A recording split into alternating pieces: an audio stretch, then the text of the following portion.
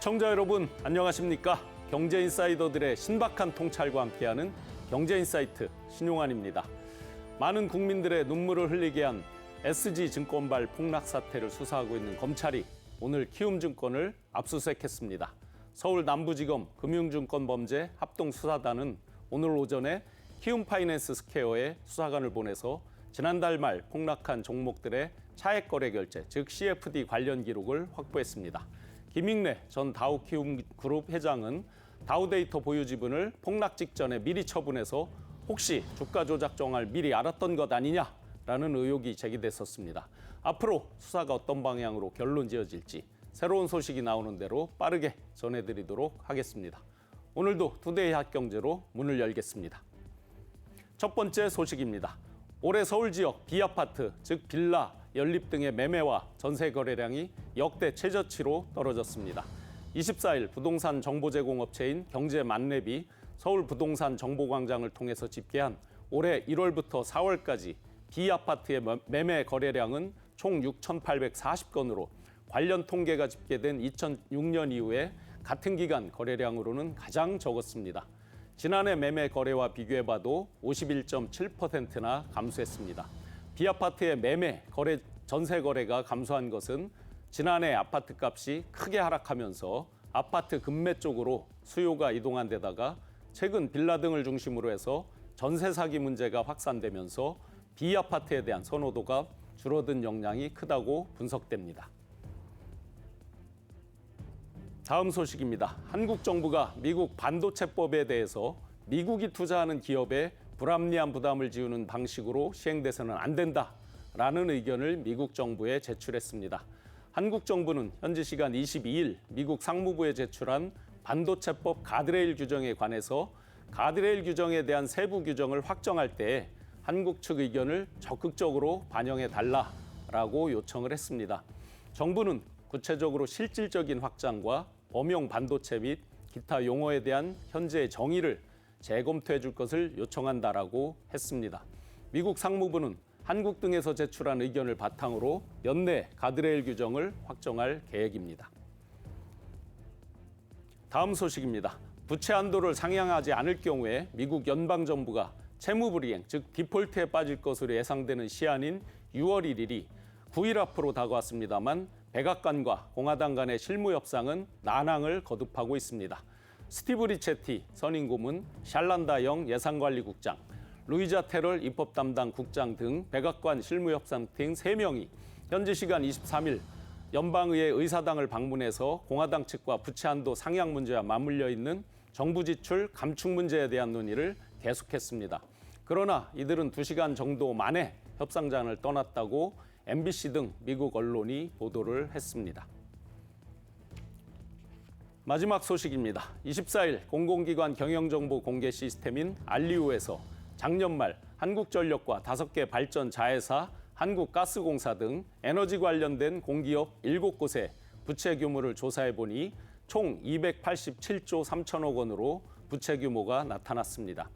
2021년 말보다 무려 70조 원 가까이 늘어난 수치인데요. 비싸게 사다가 싸게 파는 그런 역마진 구조인 탓에 1년 사이에 47조 원이나 불어난 한국전력의 부채가 상당 부분을 차지했고 같은 기간 가스공사도 빚이 17조 5천억이나 많아졌습니다. 지금까지 투데이 핫경제였습니다. 경제인사이트, 지금부터 초대 손님과 함께 본격적인 오늘의 핫 이슈에 대해서 분석해 보겠습니다. 과연 어떤 주제인지 먼저 화면으로 만나보겠습니다.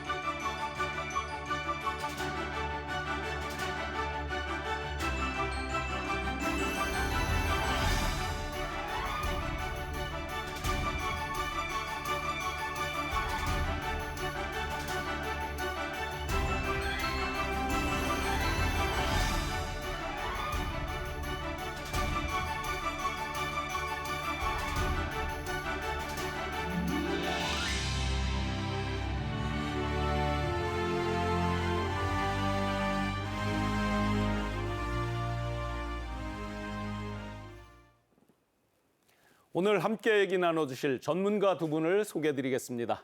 이지성 한국항공우주연구원 선임연구원, 오현웅 한국항공대학교 항공우주 및 기계공학부 교수 함께합니다. 오늘이 가장 바쁜 날인데 두 분 함께해 주셔서 감사합니다. 네, 감사합니다. 온 국민의 염원을 담아서 정말 역사적인 날입니다. 3시간 정도가 지나면 나로우주센터에서 누리호가 3차 발사를 앞두고 있습니다. 앞으로 K우주 시대 과연 어떻게 펼쳐지게 될지 그 미래가 정말 궁금해지는데요.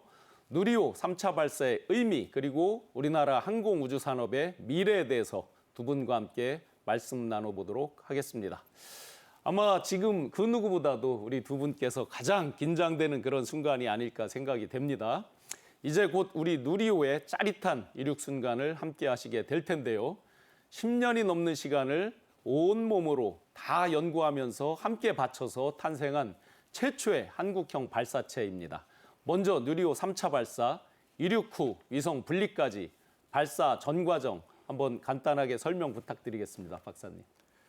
네, 지금까지 현재 순조롭게 발사 준비가 진행이 되고 있고 계속해서 문제가 없게 되면 그 발사 10분 전에는 PLO라고 해서 프리런치 오퍼레이션이라고 발사 자동 운영 시스템으로 들어가게 됩니다. 이때부터 자동으로 점검을 하면서 특별한 문제가 없으면 이제 이륙을 하게 되는데요.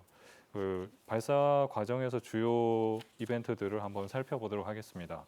이 화면을 보시는 것처럼 먼저 누리호 1단에 75톤 엔진이 총 4개가 있습니다. 그래서 75톤 엔진 4개가 모두 동시에 점화가 되게 되고 그렇게 되면 이제 이륙을 하게 되는데요. 125초가 되면 고도 64.5km까지 도달하게 되고 이렇게 되면 1단 엔진의 임무는 종료됩니다. 그래서 1단이 분리가 되고 그와 동시에 2단 엔진이 75톤 엔진이 점화가 되게 되는데요. 234초가 지나게 되면 고도 204km까지 도달하게 됩니다. 사실 이 정도 고도면 이미 우주에 진입해 있는 상태이기 때문에 그 위성을 보호하는 페어링이라고 하는데 그 페어링도 상당히 무게가 무겁기 때문에 이때 페어링이 분리가 됩니다. 그 다음에 272초가 되면 고도 258km까지 도달하게 되고 이때까지가 2단 엔진의 임무이기 때문에 임무가 완료되면 2단이 분리되게 되고 동시에 그 3단 엔진이 정화가 됩니다. 그 다음으로 783초가 되면 고도 550km, 사실 이번 발사의 최종 목표인 고도에 도달하게 되는데 이때가 되면 먼저 그 차세대 소형 위성 2호가 분리가 되고 이후로부터 20초 간격으로 큐브 위성 7기가 모두 사출되게 됩니다. 그렇게 해서 1138초, 그러니까 발사 후 18분 58초에 이르게 되면 발사체의 임무는 모두 종료가 돼서 비행을 종료하게 됩니다. 네. 우리 국민들은 비행기만 타도 굉장히 빠르다라고 느끼고 있는데요. 실제 이제 이런 역사적인 순간, 좀 전에 설명 주셨듯이 약 2분 좀 지나면 네. 지상으로부터 한 65km 상공까지 올라가네요. 굉장히 네. 빠르게 올라가는데 이렇게 잘 순항해서 올라가기 위해서는 여러 가지 조건들이 있을 것 같아요. 네. 예를 들어서 뭐 날씨, 네. 그리고 바람 이런 것들이 이제 가장 기본 조건이 될 것 같은데요. 네. 이렇게 성공적으로 발사되기 위한 기본 조건 과연 어떤 것들이 있을까요? 네, 사실 발사체가 정상적으로 발사하기 위해서 3가지 외부 요건이 있는데 방금 말씀하신 것처럼 주변 기상 여건, 그리고 태양 흑점 폭발 등의 우주 환경 영향, 그리고 우주 물체 충돌 가능성, 이 3가지를 들 수 있는데 그 중에서 현실적으로 가장 좀 우려가 되는 부분은 사실 주변 기상입니다.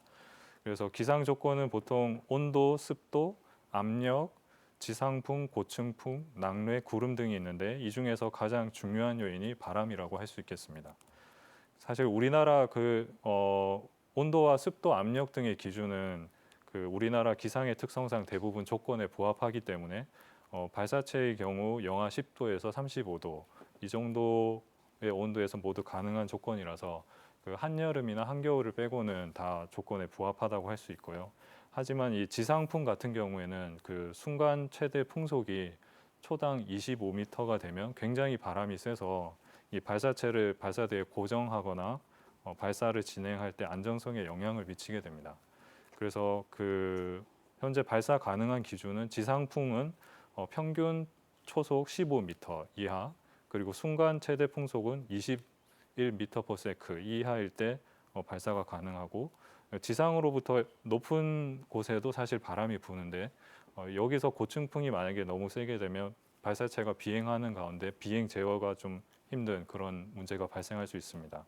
그래서 고층풍 같은 경우도 기준을 잘 보고 있고, 그래서 누리호는 발사 전부터 지금 발사 직전까지 기상청 예보관이 현장에 지금 파견되어 있고, 또 공군 조종사가 기상 관측을 하고 있고, 기상 전문가들의 기술 자문 등을 충분히 검토해서 최종적으로 발사가 가능한 기상 조건이 이제 확인 후 발사가 진행될 예정입니다. 네, 지금 박사님께서 성공을 기원하는 의미로 이 볼펜도 누리호 모형과 아주 그 유사한 볼펜을 가져와서 순간적으로 저희는 그 누리호 모형인 줄 알았습니다. 그 6시 24분으로 아마 결정한 것도 그런 제반 조건들, 아까 좀 전에 설명 주셨듯이 바람이라든지 여러 제반 조건을 다 검토를 해서 이렇게 결정을 했을 것으로 보여지는데요. 저도 좀 전에 그 브리핑을 보니까 육안으로만 또 어떤 기상청에서 파견된 분에게만 의존하는 게 아니라 직접 전투기가 2대가 출격을 해서 네. 공중에서 어떤 구름 상황 이런 것까지도 다 관찰을 했다라고 하더라고요. 네, 맞습니다. 네.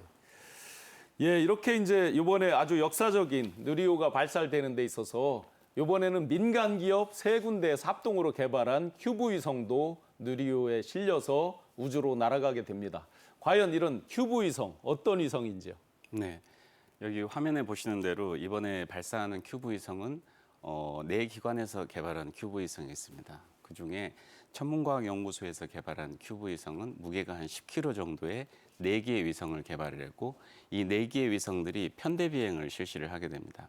그래서 편대 비행을 실시를 하게 되면 우주 공간상에서 시공간적으로 변하는 플라즈마에 대한 관측이 굉장히 용이하다라고 하는 장점을 갖고 있고요. 나머지 3개의 위성은 국내 저스텍이라는 기업체, 그리고 루미르, 그리고 카이로스페이스가 개발한 위성이 되겠고요. 루미르가 개발한 위성 같은 경우 우주 방사능 측정, 그리고 그 안에서의 어떤 오류들을 판정하는 역할들이 네, 되겠습니다. 화면에도 아주 잘 지금 설명이 나오고 있습니다. 네. 무게는 대략 한 10kg 정도 위성이고요. 그다음에 저스텍하고 카이로스페이스가 개발한 위성은 무게는 대략 3.5kg, 대략 4kg의 위성이 되겠고, 지구 관측 임무와 함께 그 산업체에서 개발한 어떤 기술에 대한 검증을 목표로 하고 있습니다. 네, 그래서 아마 제가 그 브리핑할 때 보니까 이렇게 이제 큐브 위성들이 날아가서 제대로 역할을 하기 위해서는 굉장한 전력을 소모한다라고 들었어요. 그래서 네. 태양광 판으로 아마 전력을 이렇게 직접 자체적으로 보충하면서 가는가 봅니다. 네. 그러다 보니까 태양광을 가장 잘 받을 수 있는 시간을 택해서 발사를 한다. 이 맞습니까? 네, 맞습니다. 차세대 소형 위성 2호 같은 경우가 영상 레이더라고 하는 탑재체를 탑재를 하고 있고요. 이 영상 레이더 탑재체에 대해서 간단하게 설명을 드리면, 이건 레이더 기반으로 영상을 획득을 하는 겁니다. 우리가 일반적으로 레이더라고 하는 건 레이더가 고정되어 있고 대상체가 이동을 하고 그때 영상을 얻게 되면 전표적으로 보이게 되지만, 이 영상 레이더라고 하는 것은 위성에 레이더가 탑재되고 이 레이더가 이동을 하면서 레이더파를 송신 그리고 수신을 할 때 시간차를 이용을 해서 영상을 만들어내는 기술을 갖고 있습니다. 화면에서 보시는 대로 지금 그 차세대 소형위성 2호가 궤도상에서 전개를 한 구조를 볼 수 있는데요. 저 앞쪽에 달려 있는 게 바로 레이더가 되겠습니다. 그런데 이 영상 레이더라고 하는 게 대략적으로 2,564와트 정도의 전력을 소모하게 됩니다. 그래서 굉장히 많은 부분 전력을 소모하기 때문에 태양전지 판넬이 최대한의 전력 생성이 가능하도록 여명 황혼 궤도의 위성을 발사를 하게 됩니다. 그래서 발사 시간이라고 하는 부분도 6시 24분으로 결정된 게 이런 여명 황혼 궤도에 이 위성을 투입을 하기 위해서 발사 시간이 여기에 따라서 결정된 것으로 이해하시면 될 것 같습니다. 그래서 우리 일반 국민들 입장에서는 왜 이렇게 저녁 시간에 우리는 땅에서만 기준으로 생각을 하니까요. 네. 왜 이렇게 늦게 발사를 하느냐 네. 등등에 대한 궁금증이 있었는데 이렇게 이제 전력 보강 및 여러 가지 그 부가적인 임무를 수행하기 위해서 가장 최적의 시간을 선택했다. 네, 이렇게 그렇게 이제 이해하시면 이해를 할 수 있을 것 같습니다.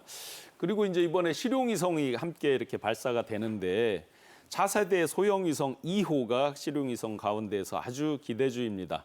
소형위성 2호가 궤도 안에 안착에 성공할 경우에 과연 그 기능 면에서 탁월한 여러 가지 효과들이 있다고 그러는데 이게 또 경제적인 효과까지도 기대가 된다고 하는데요. 전체적으로 소형위성 2호에 대해서 설명해 주시고 그에 따른 각종 효과에 대해서도 한번 분석 부탁드립니다. 네. 차세대 소형위성 2호 같은 경우는 주요 탑재체가 조금 전에 말씀드린 영상 레이더 탑재체를 탑재하고 있습니다.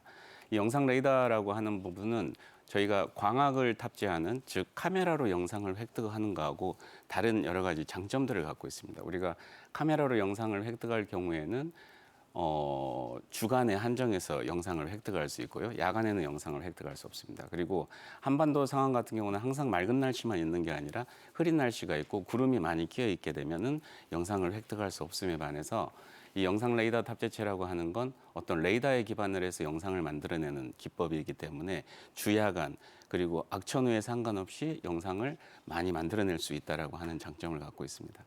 그리고 지금까지는 국내에서는 저희 영상 레이더라고 하는 게 해외 기술을 많은 부분 도입을 해서 개발을 해왔었고 이번 같은 경우는 국내 기관들이 협력을 해서 만들어낸 어떻게 보면 국산화 탑재체라고 하는 부분에서 의미가 있을 거로 생각을 하고 있습니다. 저희가 이제 실용위성이라고 이렇게 부르는 이유가 네. 실질적으로 경제적으로 현실적으로 어떤 활용 가능성이 높으니까 아마 실용위성이라는 그 말을 붙였을 것 같습니다. 네. 그러면 이렇게 이제 소형 2호가 성공을 했을 때 예상된 어떤 경제적 효과들 지금 말씀 주신 대로 보면 저는 비전문가지만 일견 예를 들어서 네. 기상 관측이나 이런 자료를 대부분 외국 위성으로부터 저희가 사오거나 이런 것도 많을 것 같은데 네. 그런 것들을 예를 들어 우리나라 자체적으로 이제 해결을 한다든지 네. 이런 부분에서의 경제적 효과도 꽤 있을 것 같거든요. 네. 기대되는 경제적 효과들 예상되는 효과 어떤 게 있을까요? 네. 실질적으로 위성이라고 하는 부분은 위성을 올리고 거기에서 획득된 여러 가지 데이터들을 통해서 그 서비스를 갖다가 하는 겁니다. 즉 영상 서비스를 한다라고 하는 부분이고요. 지금까지는 해외에 있는 위성으로부터의 영상을 받아서 저희들이 여러 가지 것들을 분석을 하고 하는데 활용을 했는데 이번에 차세대 소형위성 2호가 성공을 하게 되면 이런 영상 획득에 있어서 조금 더 자유도가 올라질 수 있고 이런 영상 획득을 통하고 영상 서비스를 활용한 그런 경제적 분야들이 많은 부분 등장할 것으로 생각을 하고 있습니다. 네. 무엇보다도 국내에서 앞으로 이런 영상 레이더 탑재체를 개발할 수 있는 발판을 삼았다라고 하는 게 굉장히 큰 의미를 갖는다라고 생각하고 있습니다. 이렇게 이제 이번에 이런 발사가 성공되면서 뭐 기상이라든지 이런 것뿐만 아니라 각종 활용할 수 있는 여러 분야로 앞으로 맞습니다. 확대되면서 네. 4호, 5호 계속 이렇게 쏠 때 네. 그런 것들이 탑재되면서 훨씬 더 많은 부가적인 경제적 효과가 기대될 것 같습니다. 네. 네. 이번 3차 발사는 발사체 자체만으로는 2차와 외형적 기계적 성능은 유사하다고 알려져 있습니다. 하지만 그 발사 순서 전체적인 시퀀스라고 그러죠. 그 전체적인 흐름에 있어서만큼은 많은 차이가 있다고 합니다. 과연 기존 2차 발사 때와 어떤 차이가 있는지 박사님 설명 한번 부탁드리겠습니다. 네, 사실 지금 3차 발사에 사용되는 기체는 그 지난 누리호 2차 때 발사했던 기체랑 동일한 기체입니다. 그 동일한 부품을 사용했고 또 동일한 제작 공정과 조립 과정을 거쳐서 검증되었기 때문에 큰 차이는 없는데요. 다만 지난 누리호 2차 발사 때 그때 산화제 1단 산화제 탱크에서 그 액체 산소인 산화제를 충전하게 되면 그 높이를 측정하는 레벨 센서가 좀 작동이 원활하지 않아서 며칠간 좀 지연된 적이 있었습니다. 그래서 이번에 3차 발사를 준비하는 과정에서는 누리호 1단과 2단, 3단 그 산화제 탱크에 들어가는 레벨 측정 센서를 점검을 실시하였고 또 점검 결과 모든 레벨 측정 센서가 정상 출력값을 보이는 것을 저희가 확인을 하였습니다. 그리고 또 이 레벨 측정 센서뿐만 아니라 그 다른 기타 센서류에 대해서도 철저히 점검을 해서 똑같은 문제가 발생하지 않도록 좀 만반의 준비를 했고 앞서 말씀하셨지만 지난번 사실 누리호 발사를 하는 2차 발사 때는 그 성능 검증 위성은 그 목적 자체가 발사체의 성능 검증에 있었기 때문에 그 발사 시각에 민감하지 않고 그냥 폭넓은 시간대에 발사가 가능하였는데요. 이번에는 주 탑재체인 차세대 소형 위성 2호가 그 앞서 말씀하신 것처럼 그 항상 태양을 볼 수 있는 여명 황혼 궤도에 들어가야 되기 때문에 이것을 맞추려고 발사체와 위성의 비행 경로와 비행 속도를 계산한 결과 발사 시각이 오늘 오후 6시 24분으로 설정됐습니다. 그래서 특별한 문제가 없으면 이때 발사를 할 예정인데 이제 다만 발사 당일 기상 상황이 어떻게 될지 알 수 없기 때문에 앞뒤로 30분 정도 여유를 뒀고 만일 오늘 오후에 발사를 하지 못하게 되면 그 발사 예비 기간인 25일부터 31일 이 같은 시각 내에서 발사를 다시 시도하게 될 것입니다. 네. 아마 제가 이제 많은 댓글들을 보니까요. 이 네. 들어가는 연료 성분 중에서 과산화수소 이런 게 있던 모양입니다. 그러다 보니까 이제 일반인이 우리 집에 있는 소독약이 이 위성 발사에 쓰이다니 하면서 그만큼 전문 지식은 없지만 많은 기대감을 갖고 많은 관심이 있는 것 같습니다. 1차 발사 때는 모형을 탑재해서 이제 보냈는데 약 1.5km 정도 됐다라고 네, 들었고 맞습니다. 2차 발사 때 네. 약 1.3km 정도로 들었는데 이번에는 실용위성하고 큐브를 포함해서 무려 8개나 네, 같이 싣고 가는데도 네. 500kg 정도, 약 3분의 1 정도로 무게가 줄었다고 들었습니다. 네. 그러면 그동안에 수많은 기술 개발을 통해서 우리의 어떤 그런 기술이 발달했기 때문에 그렇게 줄은 거 아닐까요? 그 사실 누리호 저희가 개발한 이 누리호 발사체는 현재 500km 정도 고도까지 올리려면 한 2.2톤까지도 충분히 올릴 수 있는 상황입니다. 그래서 어떻게 보면 발사체에서 올릴 수 있는 최대 그 무게는 여유가 있는 상황인데요. 그런데 다만 그 위성의 어떤 정기적인 신호나 이런 걸 할 수 있는 게 지금 8개까지만 가능한 상황이라고 합니다. 그래서 지금은 좀 8개만 실은 상황이라고 보시면 될 것 같습니다. 네, 충분히 무게를 감당할 수 있는데도 8개까지 일단 실었고 그동안 무게가 이렇게 경량화된 것도 아마 많은 기술적 발전이 있기 때문에 가능한 것 아닌가라고 생각이 됩니다. 이번 발사체가 2차 때와 또 다르게 사출 방식에 또 큰 차이가 있다라고 알려져 있습니다. 이번에 바뀌어진 그 직접 사출 방식은 기존 방식에 비해서 과연 어떤 점이 바뀐 것인지 그 사출 방식 한번 설명 부탁드리겠습니다. 네. 1차하고 2차 발사 때는 그 메인 위성에 대한 부분을 발사체가 직접 사출을 해줬습니다. 그래서 발사체에 어떤 화약으로 체결 구조를 갖고 있다가 화약을 터뜨리면서 체결 구조를 해제해주면서 발사체의 진행 방향과 동일한 방향으로 위성을 스프링의 힘으로 사출해주는 방식이 이미 1차, 2차를 통해서 충분히 검증이 됐고요. 이번 같은 경우는 다른 점은 큐브 위성을 3차 발사에서는 발사체가 직접 사출을 한다라고 하는 것입니다. 지난 2차 발사 때는 성능 검증 위성에 큐브 위성이 탑재가 됐고 성능 검증 위성이 큐브 위성을 사출해주는 방식이었는데 이번 같은 경우는 발사체가 메인 위성을 분리를 하고 그 다음에 2차로 각각의 6개의 큐브 위성들을 순차적으로 분리하는 형태로 되어 있습니다. 여기서 큐브 위성이라고 하는 부분은 주로 이제 피파드라고 하는 전용 발사관이 있고요. 이 발사관을 이용해서 사출해주는 방식으로 진행이 될 예정이 있습니다. 따라서 2차 때와는 다른 게 이번에는 큐브 위성까지를 발사체가 전체 7개의 위성을 사출을 해준다라고 생각을 하시면 될 것 같습니다. 많은 자료 화면과 함께 이번에 아주 국민 여러분들이 전부 과학 상식에 대해서 더 많이 얻는 계기가 될 것 같은데요. 궁금한 게 지금 사출 방식도 바뀌었다고 했잖아요. 네.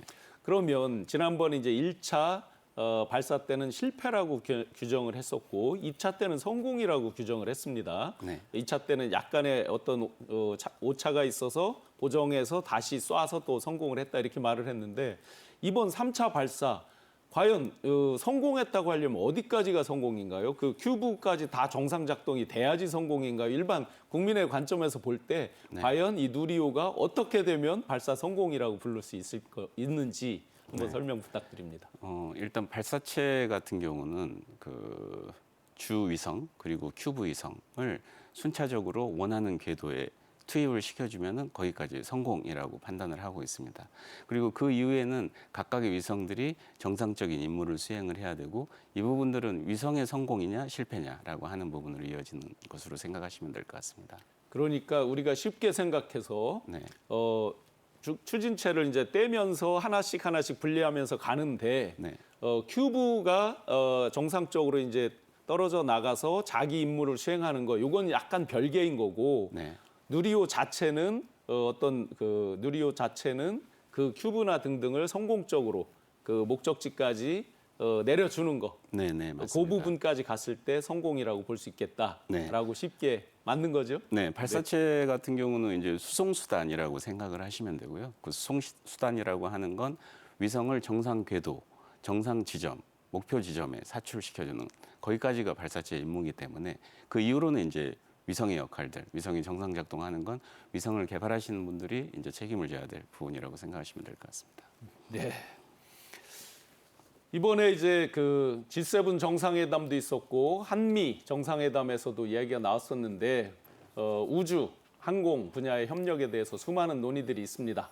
우리 정부가 2045년에 우주 산업을 10대 주력 산업으로 키우겠다라고 계속해서 포부를 밝혀왔습니다. 그런데 현실적으로 보면 아직은 미국이나 일본 같은 우주 선진국에 비해서는 갈 길이 먼 것도 사실입니다. 이번에 발사하면서 이제 7대 우주 강국을 꿈꾸고 있는 우리 대한민국이 독자 기술을 확보하는 그런 중요한 발판이 될 것으로 생각하는데 과연 어떨까요, 박사님? 네, 사실 우주 발사체는 초고도 기술이 집약체라고 할 수 있는데 추가적인 반복 발사를 통해서 발사 프로세스를 안정화하고 최적화해서 발사체의 신뢰성을 제고하는 것이 가장 중요한 부분입니다. 이번 3차 발사가 성공하게 되면 이제 전 세계에 누리호의 기술적 신뢰성을 다시 한번 증명했다는 측면에서 아주 큰 의미를 가지고 있고요. 그리고 앞으로 국내에서 개발하는 위성들을 발사하려고 하는 수요도 있습니다. 그래서 2025년에는 차세대 중형 위성 3호가 발사 예정이고 26년과 27년에는 초소형 위성 4기가 각각 발사될 예정인데 이러한 국내 수요를 충족시킬 수 있는 발사체를 가지게 된다는 것도 중요한 의미가 되겠고요.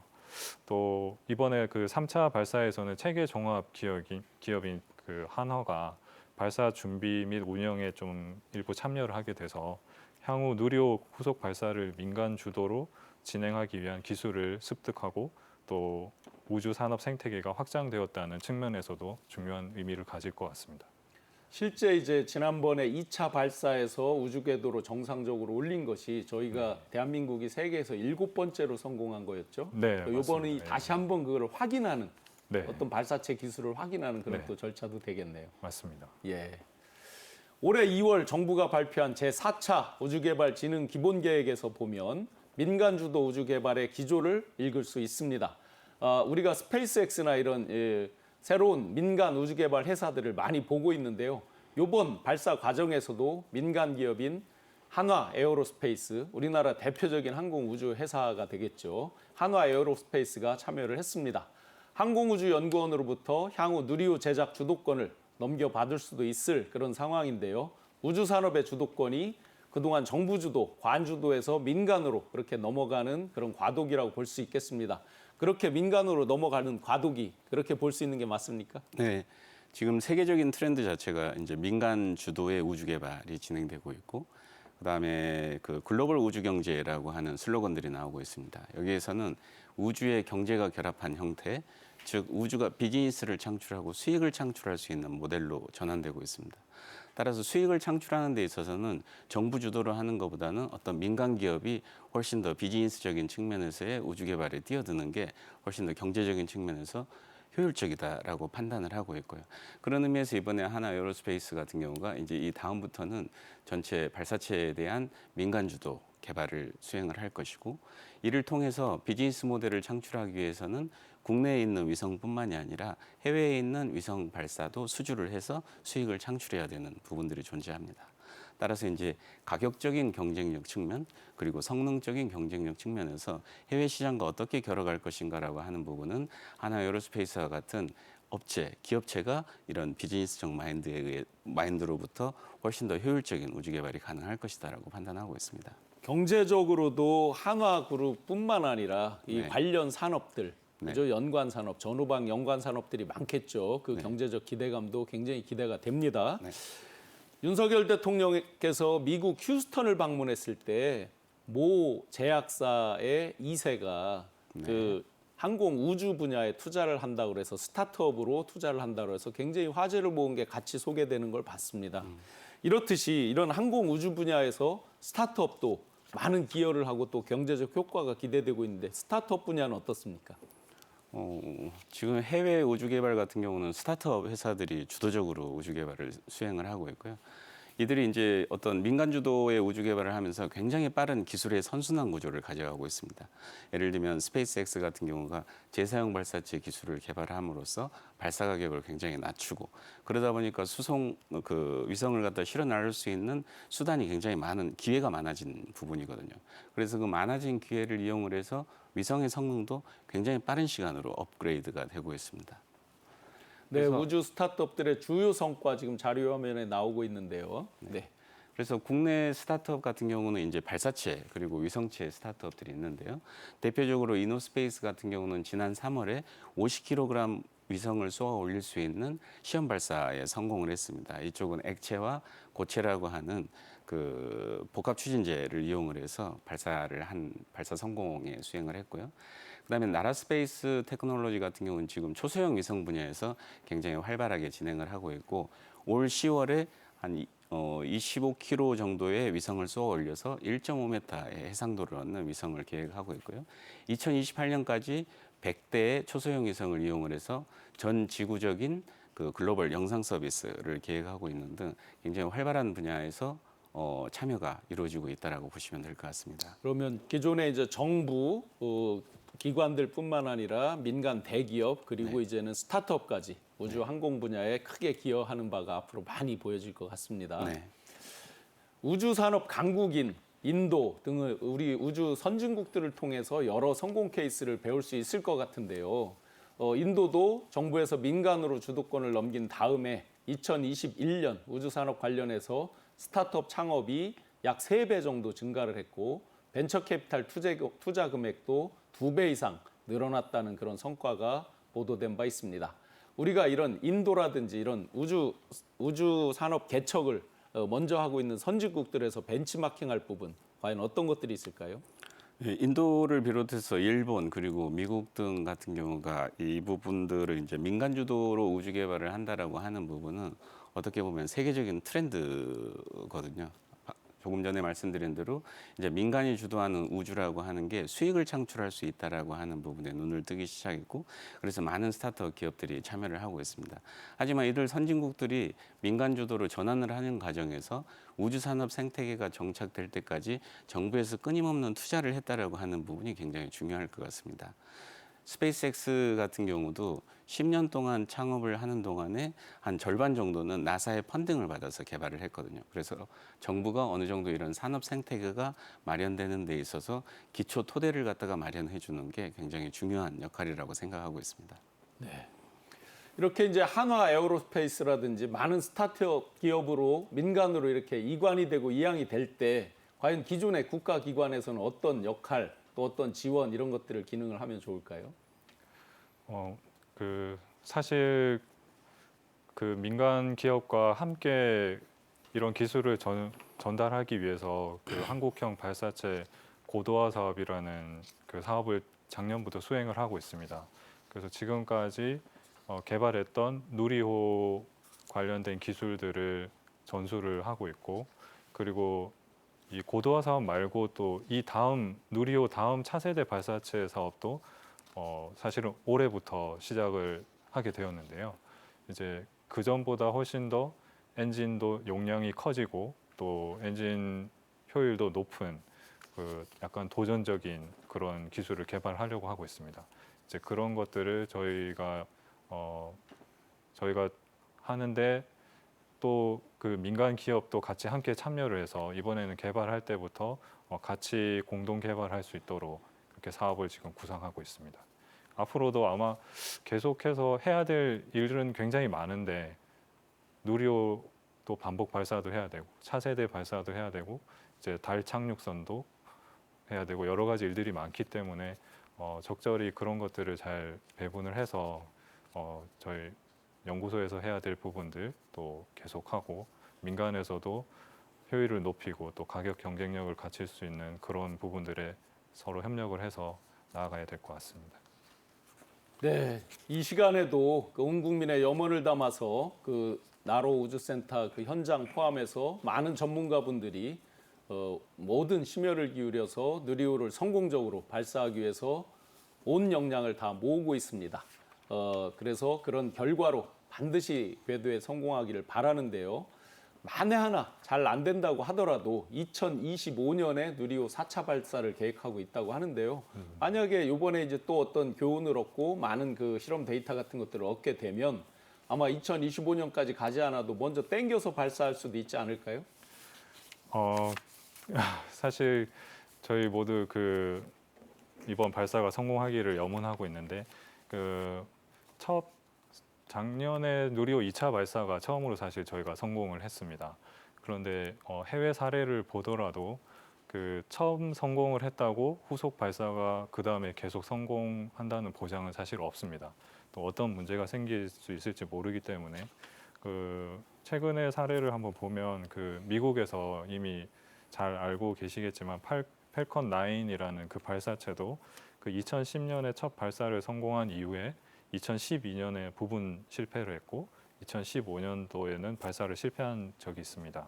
러시아의 경우도 소유주가 2013년에 첫 발사를 성공했음에도 불구하고 두 번째 발사에서 부분 실패를 했었고 유럽의 아리안이나 베가도 첫 발사 성공 이후에 두 번 발사를 또 실패한 사례도 있습니다. 그래서 저희가 장담은 할 수 없지만 만약에 이번 발사 실패를 하게 되더라도 4차 발사 시기를 좀 당기기는 조금 힘들 것 같은데요. 왜냐하면 4차 발사를 위한 기체가 아직 제작이 되지 않았습니다. 이 4차 발사에 활용될 기체는 한국형 발사체 고도화 사업을 통해서 이제 작년 후반기부터 제작에 들어가게 됐는데요.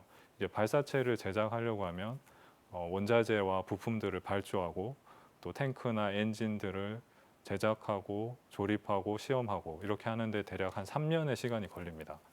그래서 저희가 이런 시간적인 제약이 있기 때문에 앞당겨서 하는 것은 좀 힘들 것 같고 다만 이번에 4차, 5차, 6차 발사에 사용될 기체들을 제작할 때는 같이 한꺼번에 좀 제작을 하려고 지금 계획을 가지고 있습니다.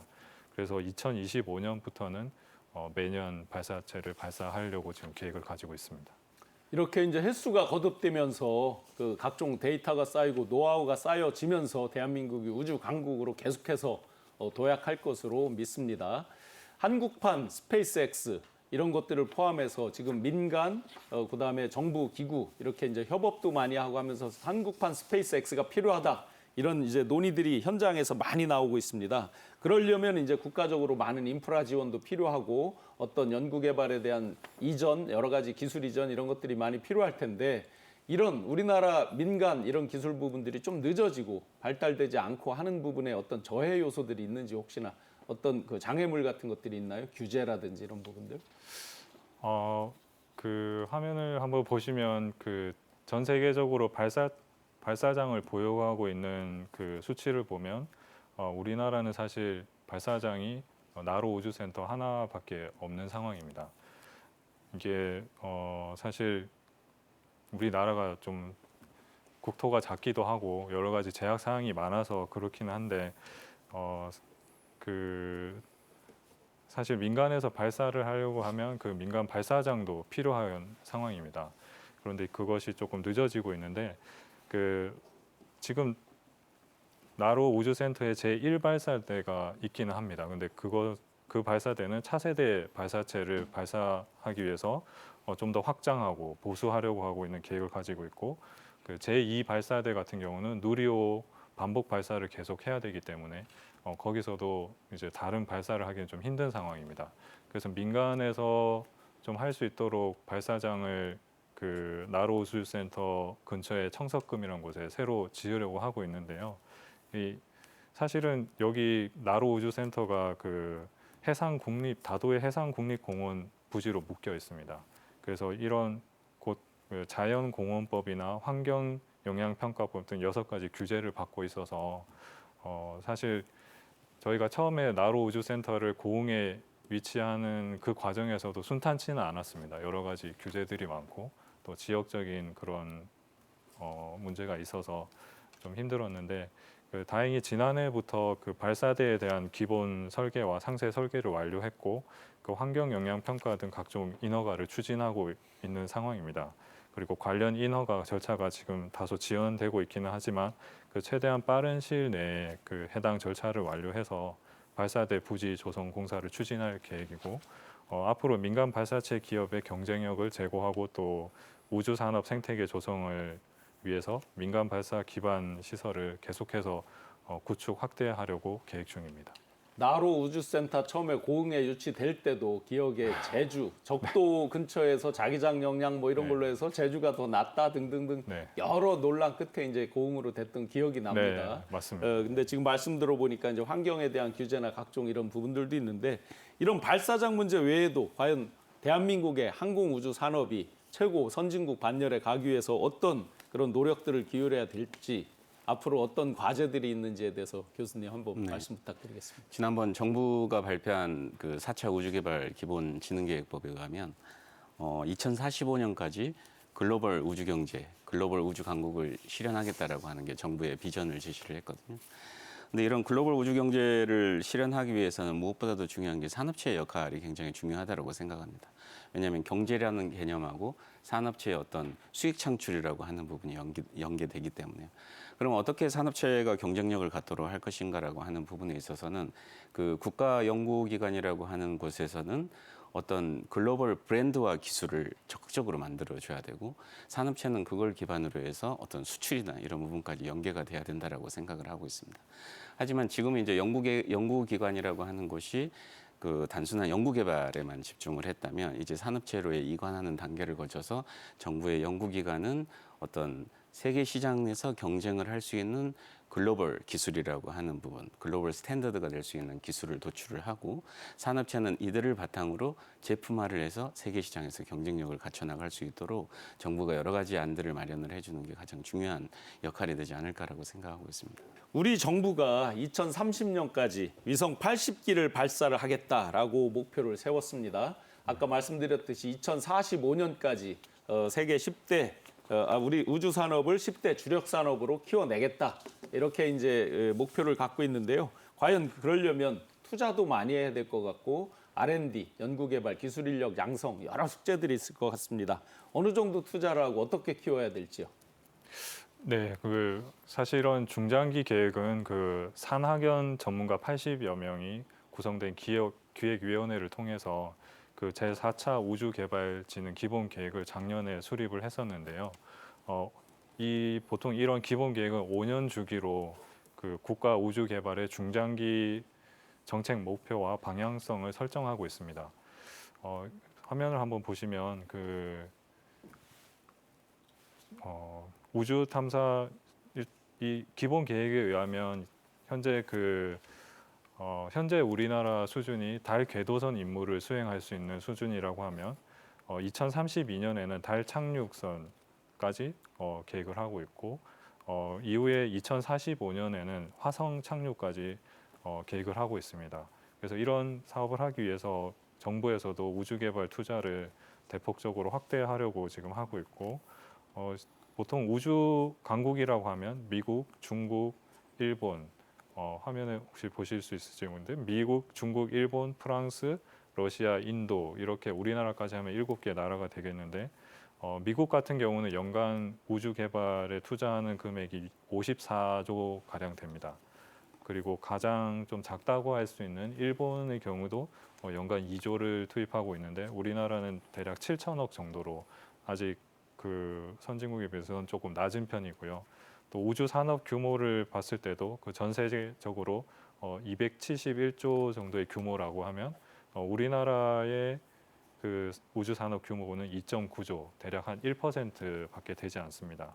그래서 주요 선진국과 비교해 보면 아직은 좀 큰 격차가 있는 상황이고 관련 인력도 굉장히 많이 부족한 상황이 사실입니다. 그래서 정부에서는 최소한 3배까지 투자 금액을 확대해서 이런 산업을 키우려고 하고 있고 우선 그 단계적으로 2027년까지는 연간 1.5조까지 정부에서 투자를 하려고 하고 있고 30년대가 되면 연간 2.1조까지 투자를 해서 지금 발사체와 위성 개발뿐만 아니라 우주 탐사와 위성 활용 등 여러 가지 투자 금액을 늘려서 우주 산업 전반적으로 좀 더 도약할 수 있도록 그렇게 계획을 하고 있습니다. 네, 우주산업 투자 규모나 내용을 보니까 우리가 나아갈 길 숙제가 뭔지 좀 보이는 것 같습니다. 좀 전에 그 데이터에서도 보듯이 6번째로 많이 투자하고 있는 인도에 비교해 봐도 우리가 3배 정도 투자 규모를 늘려야 네. 더 우주 선진국에 가까이 갈 것 같습니다. 이렇게 이제 우주산업 발전을 우리가 10대 경제 분야로 꼽아서 계속해서 강화를 하려고 하는데 이런 것들이 앞으로 우리 경제에 미칠 영향 어떻게 보십니까? 마지막으로 정리 한번 부탁드리겠습니다. 네. 제가 정확하게 연도는 기억이 안 나지만 골드만삭스에서 발표한 자료를 보게 되면 다른 일반 산업 분야 같은 경우는 앞으로 시간이 감에 따라서 마이너스 성장이거든요. 플러스 성장으로 전환되고 있는 게 우주 산업이라고 하는 부분이 되겠습니다. 이 부분은 곧 우주라고 하는 부분이 굉장히 가치가 증대되고 있다라고 하는 부분이고요. 예를 들면 4차 산업에서의 핵심이라고 하는 게 융합과 연결이라고 하는 게 키워드가 되겠고 그동안은 지상과 하늘을 연결을 했지만 이제 지상과 하늘 그리고 우주를 연결했을 경우에는 훨씬 더 많은 다양한 신성장 동력의 사업들을 발굴할 수 있을 걸로 생각을 하고 있습니다. 또한 우주라고 하는 부분은 요즘 그 미래 전장에 있어서 핵심적인 환경으로 바뀌고 있습니다. 국방에 있어서도 굉장히 중요한 역할을 차지하는 부분이고 하기 때문에 우주와 연관된 여러 가지 산업들이 앞으로 등장을 할 것이고 여기에서 우리가 기술 경쟁력을 확보를 한다 그러면 세계 시장에서도 어떤 글로벌 경제, 글로벌 우주 경제를 선도함에 있어서 굉장히 중요한 역할들을 해나갈 수 있을 것으로 생각을 합니다. 네. 우주산업 강국이 되기 위해서 필요한 조건들 여러 가지를 같이 한번 살펴봤습니다. 지금까지 이지성 한국항공우주연구원 선임연구원, 오현웅 한국항공대학교 항공우주 및 기계공학부 교수 함께하셨습니다. 두 분 오늘 감사합니다. 네, 감사합니다. 고맙습니다.